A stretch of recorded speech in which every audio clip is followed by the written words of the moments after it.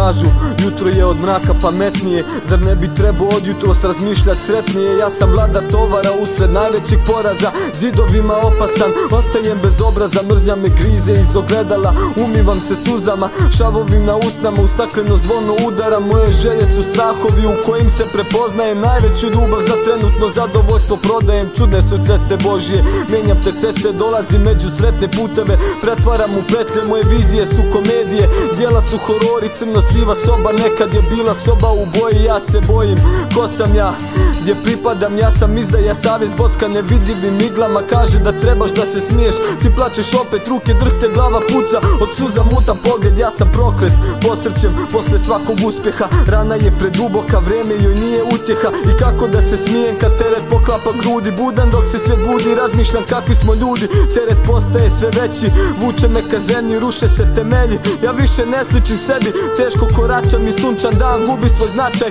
Posle noći plaća i dalje odjekuje moj vapaj, a ovaj osjećaj me ubija, u bolu se uvijam. Nije to krv iz nosa, to je samo sok od kupina, te fleke na rukama. Abstrakcija, vječna borba između sjenke i sunca, između zla i dobra. A gdje sam ja? U centru tog labirinta, samo od sebe šprintam. O Bože kako sam sitan, u glavi printam sve te prizore sa kamere. To nije ono što sam želio, nisu moje namjere. Te suze davete, a mene savjest probada. Želje zaboravljam, ostrvo, zalazak sunca, obala. Iznutra odzvanjam, samo povjerenje mi treba. Ljubavi predan, molim se da se ljubav ne preda. Molitva nejasna, ovo pisanje je patnja. Mokar papir se gužva od bola i suza satkan dok grčim se od plaća. Jer se prokleto glasan govori želim nazad, želim nazad, želim nazad.